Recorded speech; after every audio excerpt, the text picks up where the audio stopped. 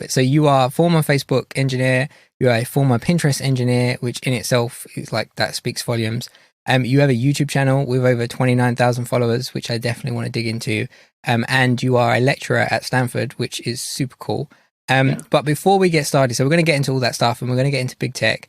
But I know you posted a YouTube video about this. I think it was today, but I think it was today. But I want to ask anyways, and you can give the cliff notes, which is, why did you decide to leave Facebook? I guess it is an easy opener. Yeah, so you're right. I did just publish a video about this yesterday. So, maybe we can drop that into the description. I can link it up. Yeah, for sure. But yeah, I'm happy to kind of give an overview. So I actually thought about that decision a lot. I mean, obviously, leaving a job, especially a big tech job where, it's very comfortable and cushy, it's a big decision. And so I did definitely have a lot of deliberate thinking that went into it. And I'll give you kind of the Cliff Notes version. There were 4 different parts to my decision. Number 1 was, once you've been working for a while, you have this privilege now of you have some amount of wealth or some amount of money. And so one thing I thought about is like, if I work for 1 or 2 additional years, will that really change how I live my life?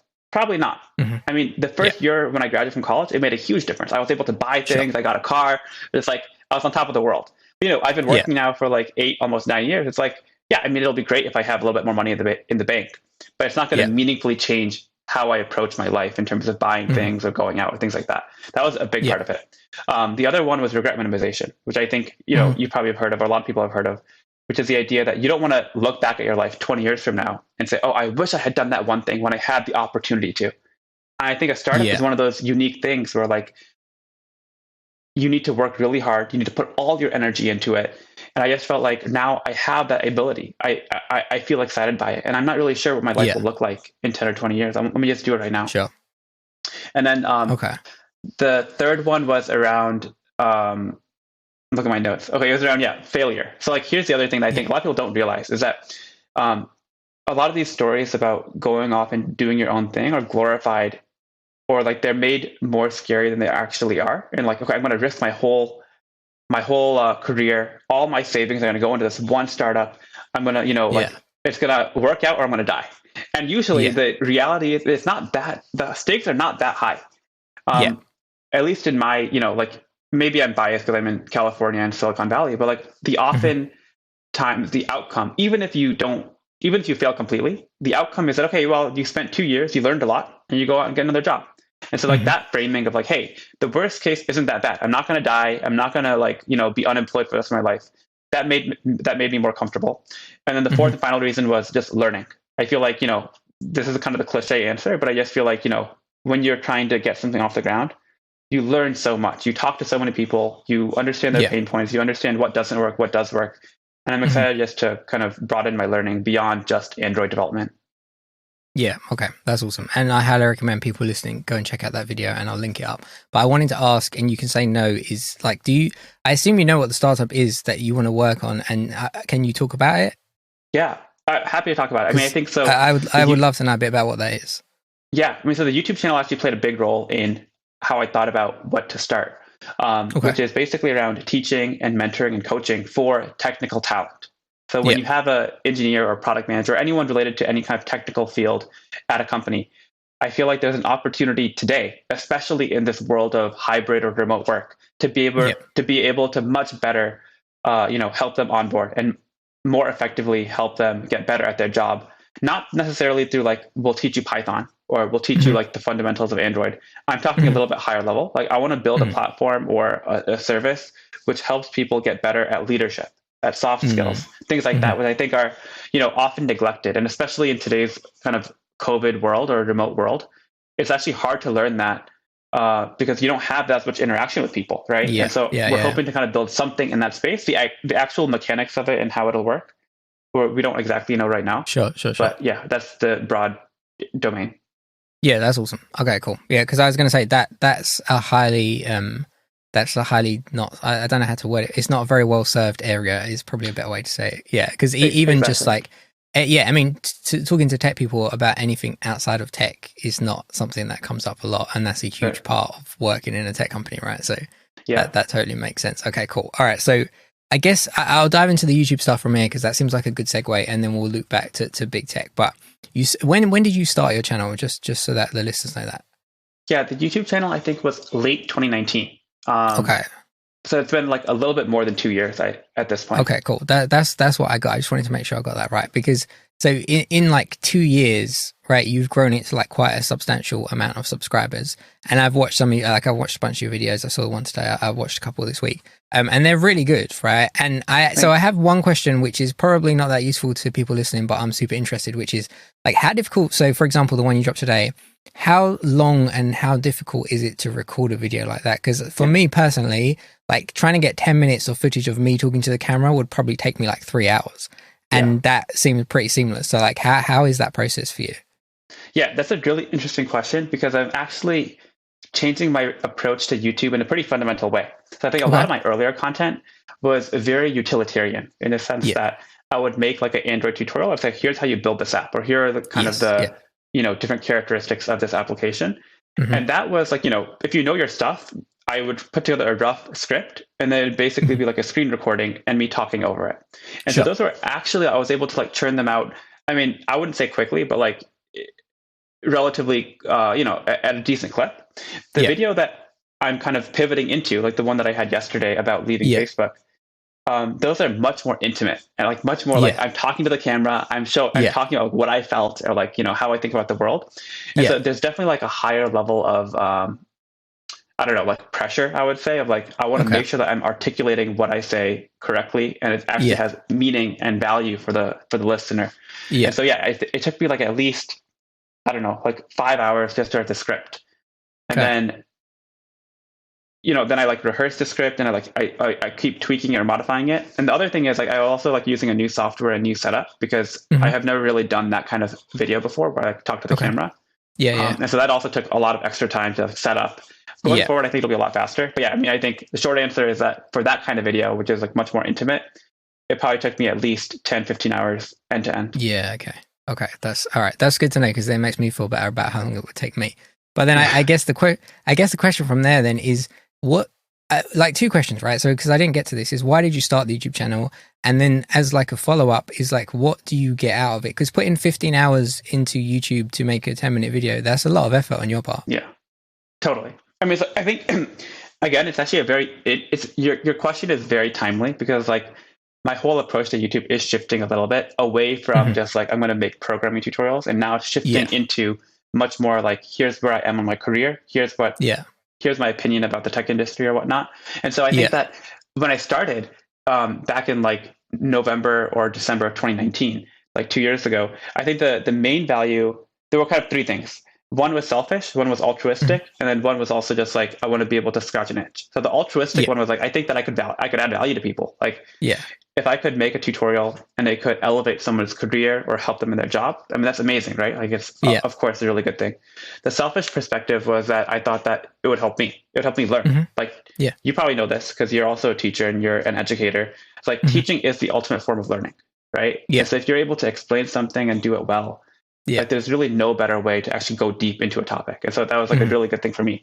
And then the third aspect was kind of just scratching an itch, which is that I feel like one of the things that, I think we'll talk about this in a little bit, is when you work at a big tech company, there is a very regimented way of doing things, right? Like you have this particular framework, this abstraction, you work within that, you deliver features maybe every month, 2 months, maybe not as quickly as you'd like. And so the final aspect of the YouTube was like, hey, I want to just build stuff. And I want to do it in a vanilla Android way and just be able to go quickly. And then I can share that with the world. And so the YouTube channel was almost an excuse for me to be able to build things that I thought were cool. And it's like, let me broadcast that now to the whole world. So that was kind of the initial genesis of the YouTube channel. And I think now it is shifting away from like Android and tactical content. And I think the motivation there was more on like, one motivation was certainly like, how many people are interested in the content?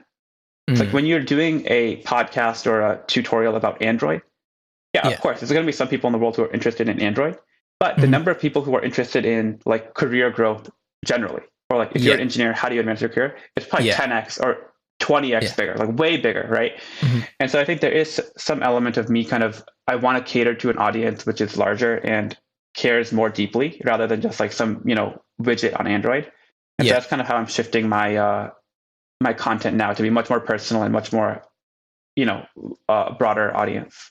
Yeah, I gotcha, because you can serve more people. That totally makes sense.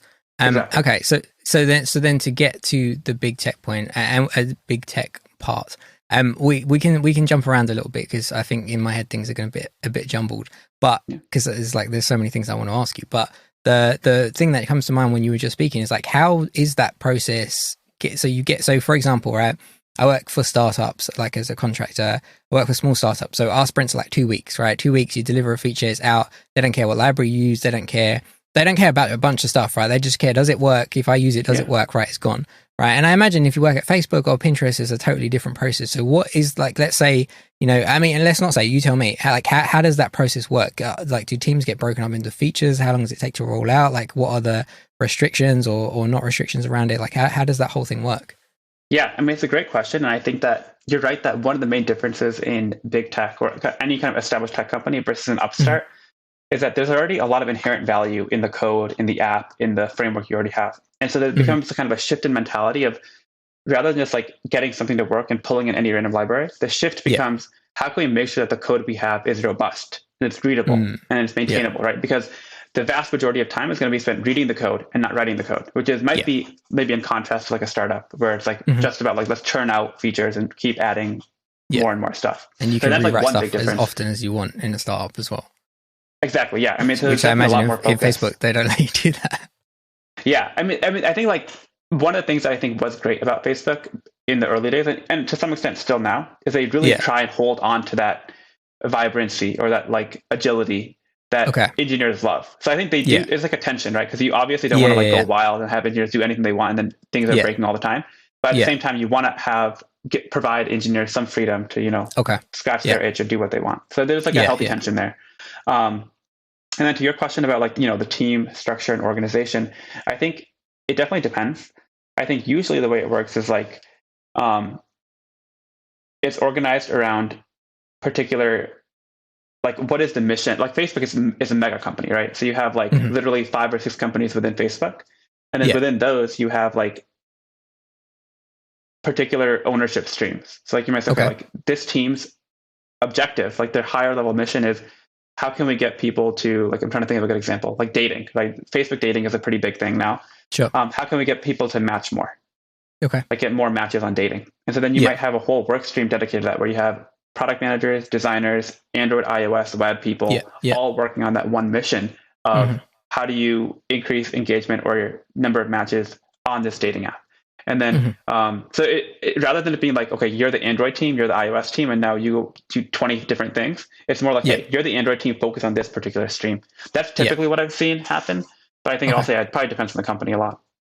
Okay. All right. That makes sense. And then just to loop back a little bit. So you graduate Stanford, like a super prestigious university. And then you end up at Pinterest and then you end up at Facebook, and like you can pick either one of those you want or something else if I'm missing one. But what was it like for that, coming from an educational setting to now I'm building like a real live product and there, I don't want to say there's consequences, but you can't, the stuff that you have to produce has to be good. Right. So what was that like? Yeah, that's a really good call out. I feel like there's a really big difference between, academic computer science and then what you actually do where you're out in industry. And I think like for me, the big challenge was, how do you work on a team? Because like, when you're going through school, you have like a problem set or you have, an exam. And most of the time you're working, on your own, or the burden is on you to like figure things out. Yeah. But then when you shift into industry, all of a sudden it becomes much more team oriented. It's like you're working with the API engineer or like the backend engineer to make sure that what you're writing on the client, the Android code, is going to be able to cooperate and like talk fluidly with the API. So it's like much more like you're going to succeed together or fail together. Sure. And there's also a lot more in terms of just like tactical things like version control. Like I had like my depth of understanding of Git or Mercurial or whatever other version control was very, very limited.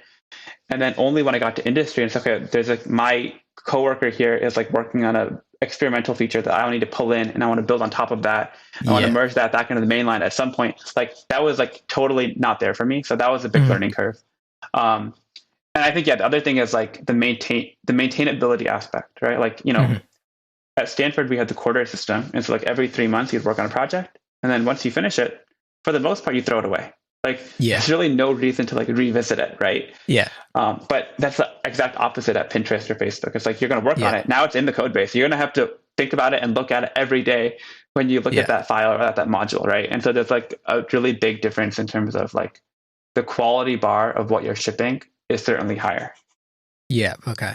That totally makes sense to me. And then I'm going to jump around a little bit more. But if there's something that I ask you and you don't want to answer, you can just talk about something else, because I don't want to ask you questions if you think that they're boring. So I meant to say that at the start, which is why I'm just saying it now. I'll cut that. Oh, no, this is totally fine. I like this. Yeah, this is a great conversation. Okay, cool. All right, good. Because the question that I was going to ask is, so developers, I think, so I see this as a freelancer and as a contractor, right? Which is developers generally think that because I'm a freelancer or a contractor, I'm at some bar that's higher than them, which is not true, right? We're all just developers and we're either good or we're not good or we're learning or whatever, right?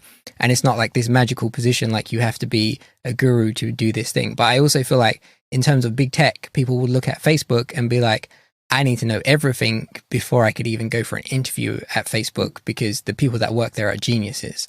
So there's kind of two sides to the coin, which is like, I know that you worked with super talented people, but I guess the question is, does Facebook or Pinterest or a big tech company, for example, have, junior and mid-level and senior engineers? And then outside of that, the follow-up to that question would be kind of, how do I word it? So kind of, I guess we'll take it from there and then I'll pick it up afterwards. So yeah, in terms of like the caliber of engineers, I mean, I guess the question is, everybody a genius, or is there room to grow there? Yeah. I mean, I think definitely not everyone is a genius. Like not everyone is like,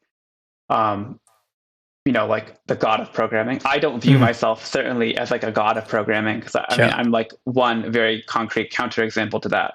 I think that, okay, there's a couple things. Yeah, I think that I really hope that people don't have the perception that like you need to be an ultra smart person to get into Facebook or Google. Like, I think that everyone is empowered, and if they work hard enough, and there's some amount of luck, to be frank. Like if you network, you get lucky, and you work hard. I really think that pretty much anyone can go into a company like Facebook or Google and succeed. I think that there is certainly a class of people who are just like phenomenal, like people who I work with at Facebook. Like not only are they good Android developers, like they're good enough that they're going to go into the OS and like understand it, even like put in a request to like merge in something to the core OS. Like they're going to go in and learn some framework really quickly, like pull that in. Like they're just like phenomenal at like getting things to work. Yeah. And so like, of course, there's opportunity there. But I think the other thing I wanted to call out is that that's not the only way you add value as an engineer. I feel like a lot of other engineers who are really talented and they do really well at a company like Microsoft, Google, or Facebook is that they're able to get alignment and communicate and unblock other people, right? And that doesn't necessarily need to come from like your coding beast. It could just be, hey, like I'm really effective at summarizing a meeting. I'm able to like build alignment between the product manager and the designer or whatever. And so I think a lot of my value, for example, is not just because I'm like really able to code a lot. I hope that a lot of my value is actually able to come from like being able to collaborate effectively. So I think a lot of that stuff, I mean, there's like a minimum bar, I would say, for like, you obviously need some technical skill in order to be effective as an engineer. But I think once you cross that minimum bar, I feel like a lot of the value is up to you to decide how you want to, impact your team and grow yourself and your team. Yeah, okay. I really like that, because I think a lot of people don't think outside the technical as well. They're like, I need to have all these technical skills to be useful. And actually, I'm actually really curious, like on your end, because like, I have not done too much in the freelancing world. I've done some consulting, but like, I feel like it's kind of interesting because like I kind of have the opposite, whereas I feel like as a freelancer, you're like being hired for a very specific thing. And so therefore, like my sense is that, your communication ability or your like ability to get consensus may not be valued as highly as, hey, Rob, are you able to get the job done? So I'm curious how you think about that. Like, do you feel like there's kind of more pressure as a freelancer to like really deliver? I think it depends. To your point, it depends what you're brought in for, right? So for example, like I'm on a project right now where I got brought in to a startup to essentially just reskin their whole app, and they want to add some features and that. And the runway to do that is say 6 months. So from the start, you're not under pressure, like we need this thing built next week, and you get input into the design. And so you get to bring your experience and say like, I don't think this is a good idea. I think you should do this. So the pressure aspect is not there. I definitely think for a project like this, though, you need to have good communication skills, because you can go into a project where it literally is like, here's everything we want you to do. just let us know when it's done, and that's it. You don't if you think it's a bad idea, you're still going to do it. And if you're an engineer that has no communication skills, you could do that. But as soon as it comes to like, you're in a meeting, hey Rob, what do you think? What do you think about this? And you have no input, or they, like the previous developers who made this app, they obviously just, the startup would come to them and say, we want this thing to be bright pink and we want it to spin. And they would just do it. They wouldn't say, why do you want to do that? We don't think it's a good idea. Nothing on Android looks like this. This is an iOS thing. They didn't do so. So I think there's part of it. But I think mostly from the technical aspect, like there's nothing special about being a freelancer or a contractor. Like you need, to your point, right? You need to have a decent level of understanding. You can't go into a contract role and they say, can you build this? And it's going to take you 6 months and it's going to take another engineer 2 weeks. Like that's not cool, because that's you're in the wrong role. But once you get past that bar of, you're able, like if you're qualified, I always say it as, if you're qualified to get through the interview, you're qualified to do the gig. And then the soft skills and that and stuff like that, depending on the interview process, they either weed you out because you don't have communication skills, or they find out in the process of you working that you didn't. I don't know if that answers your question. Or yeah, it does. I mean, I think you're totally right that I think communication is equally important, and maybe even more important in your case, because you're like trying to represent yourself and like provide guidance.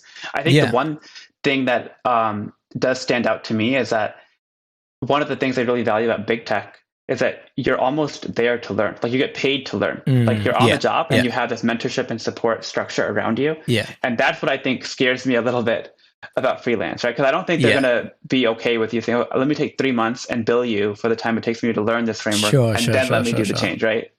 Yeah, I mean, I would say some companies you would be surprised, which I think is crazy, because they, like, I had one gig where they wanted me to help coach up the agency that they were using to build their products. It's not even their agency, right? It's not their employees. I'd be coaching another company on how to do something well to do it for them, but then that didn't make any sense. But I think once you get to a certain level, and I would say like once if you're at your level, like you could get any contract you want. And I would be very surprised if you went into any role in terms of contracting and you was like, I need 3 months to figure this out. Like I'm pretty sure you turn up and they say, you've got 3 months to do this thing, and you deliver it in 2 weeks, and then you have 2.5 months to do whatever you want and get paid. Like I think that's a big misconception. Is like, to your point, like with Facebook, they pay you to learn, and to this, you can't go in and say, I need 3 months to go and figure this out. But at the same time, you work with other engineers, right? So I'll be on a project and there might be someone senior, but then to your point that you made earlier, it's not like school. So if I don't know how to do something, I could speak to the iOS guy and be like, how did you do this? And he will give me like the cliff notes of iOS, and then I'll be able to figure out and be like, great, I could do something similar, and vice versa. So, there's definitely room to learn things. And I think once you're, I keep saying at a certain level, but I feel like if you consider yourself a mid-level engineer, then you can do it, and there's not going to be any surprises. Yeah. Yeah. I feel like it's interesting, because I feel like what this conversation shows me is that what you don't do always feels scarier. Like for me, I've been only in this like corporate environment, and like going out and advocating and trying to get a bid on a freelance project, that seems scary to me. But I think at the same time, there's a lot of people out there who are like, being able to work at Facebook or Pinterest or whatever is so challenging. And like for me, it's like, no, that's not that hard. I mean, I'm sure you could do it too. So it's kind of interesting that, we're coming at it from I definitely think it's a perspective, because I've been freelancing in Android for like 10 years now. And if you said to me like, Rob, you've got a job at Facebook and you start tomorrow, like I would be like that. I'm not supposed to be at Facebook. Like I don't know enough stuff to be at Facebook. Right. I don't know what I'm doing. Like, so I definitely think it's a perspective, because I always feel like that about freelancing. When I work with, I'm in a company, they have employees and they're really good. And I'm like, why do you guys just work here? Why do you not work, everywhere? Why are you not contracting? And they think that they're not at the level ready to be contracting. Right. And you can't explain to them, like, there is not this magical level. You just do it. And after day 2, you realize, oh, actually, no, it's fine. I can do it. So yeah, I definitely think it's a perspective thing. But I wanted to pick up that in terms of big tech as well, because for people that are listening, I keep saying, you have to be at a bar, you have to be at a bar. So let's say somebody's, they've watched all your tutorials and they know how to build all of that stuff.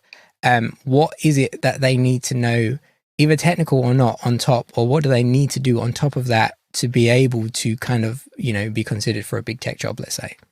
Yeah. So I think that's also a really interesting and kind of controversial question, because I feel like what you need to get into the role and what you need to succeed on the role are two different things. Yeah, sure. And I mean, you probably know this too, right? Like when Yeah. you interview, you're being asked about like, you know, binary search trees and Yeah. stacks and queues and like all these data structures that you often will never use on the job. And so I think to answer your question in terms of like, what do you need to get in? It's just like you need to go through Leak Code and cracking the coding interview and like grind through a lot of that in order to be able to succeed on the interview. Yeah. And then when you're on the job, I think a lot of it is going to be understanding the tooling of the team that you're working on. Because like one of the things that happens is that when you're working at a big company, you're not going to be using the vanilla, like Android tools and vanilla Android. Like when I first started at Facebook, actually, we didn't even use Android Studio. We used IntelliJ. Oh, really? And they had a bunch of different plugins that made it, because like the code base is so large that you needed to have like extra plugins to make it actually function. And so like you have to be able to understand like what am I actually trying to achieve? And this tool is not the tool that I'm used to outside of the bubble of big tech, but it still does the same thing. So like let me understand how that works. So I feel like a lot of that is like quickly ramping up on the nuances of the tools, the framework, the language in order to succeed once you're on the job. Okay. Yeah, no, that makes sense. And like very short story, I interviewed at Facebook, I think like in 2013. I got a random email and they were like, would you like to interview at Facebook? And I was like, sure. And then I remember I did the first like tech part, and I think there was 3, and I did the first one, and it was what you said, they asked me some crazy comp sci questions and I didn't know what I was doing, and I thought I did terribly. And then I got an email the next day saying like, yeah, you did good, we want to get you back. And I didn't go back because I was like, I thought I did terribly at that part, I'm not going to go for the second one. But my question for that was like, you're looking at starting a startup. At some point you might be looking to hire engineers. So what would your interview process look like? Like, have you thought about that at all? Yeah, I've definitely thought about that. I think that the reason that these big companies use data structures and algorithms like DSA is because it kind of it allows you to calibrate engineering talent at scale. So like when you're at the Facebook level, you have like literally hundreds or maybe thousands of people who are conducting interviews on the company's behalf. Right. And so if you want a kind of easy way to compare across, then you need to have a standardized mechanism to assess, which is where DSA actually is quite valuable, right? Because it doesn't really assume you know anything about a particular language or a particular technology. And so I think it works for big tech, but I think as I build up the startup and I'm doing hiring, I think that's probably not the way you should do it. I think a much better way is like, I'm probably going to hire 1 or 2 people, right? Not like 1,000 people like Facebook does. Sure. And so if you're only hiring 1 or 2 people, I think a much better way to evaluate candidates is to actually give them something representative of what they'll do on the job. Because like, I'll have a fairly good idea of like, here's what technology we use. Here's like how we operate. Here's like the code structure. What would you do next? Like I would ask, like how would you actually go about addressing this problem or tackling this issue? And that would be kind of, I think, a much better way of figuring out if there's a fit compared to like some random binary tree problem. Yeah, I gotcha. Okay, cool. Yeah, because I'm definitely a fan of, I mean, I like tech tests. I mostly like the ones where they just like watch you do something and it's not necessarily about a language, because then you get to see how people think. And at the end of the day, if they might not know the answer, but if they think about it in a way that gets them there in the end, then I feel like it's okay. All right, cool. Are you good for like 10 more minutes? Yeah, I'm good. Yep. All right, perfect. Cool. I just want to make sure. All right, so let me just see. This is the beauty of podcasts. See, I could just cut this out. Otherwise, people would be incredibly bored. Okay, cool. So I guess I really only have 2. Well, no, I have 3 other questions. But I guess we can jump into languages quickly, right? So you said it was your most what was the word you used? Not successful tweet. That doesn't make any sense. Yeah, it was like by far like somehow it got picked up and it has like I don't know like 100, 200 retweets and like so many likes. So I feel like a lot of my audience came from that one tweet. Yeah. Okay. Cool. All right. So see, I hardly ever use Twitter, so I saw that and I read it and I thought it was great, but I thought that was like recent because I didn't realize it must be like a pinned tweet or something like that. I had no idea. So I guess just like cliff notes on that, and people can go check it out. I'll link to it. But in terms of learning languages, right? So you said you've had the opportunity to learn a bunch of programming languages, and how? Like, I guess the question is, how do you go about it? And also, is it worth learning things outside of your role, right? So if you're an Android developer, you only need to know Java, Kotlin, you're set. But is it worth somebody then also, let's go and learn Python, or let's go and learn, I don't know, Kotlin on the back end or something like that? Like how do you approach it, and how do you feel like is it valuable to people if it's outside their role?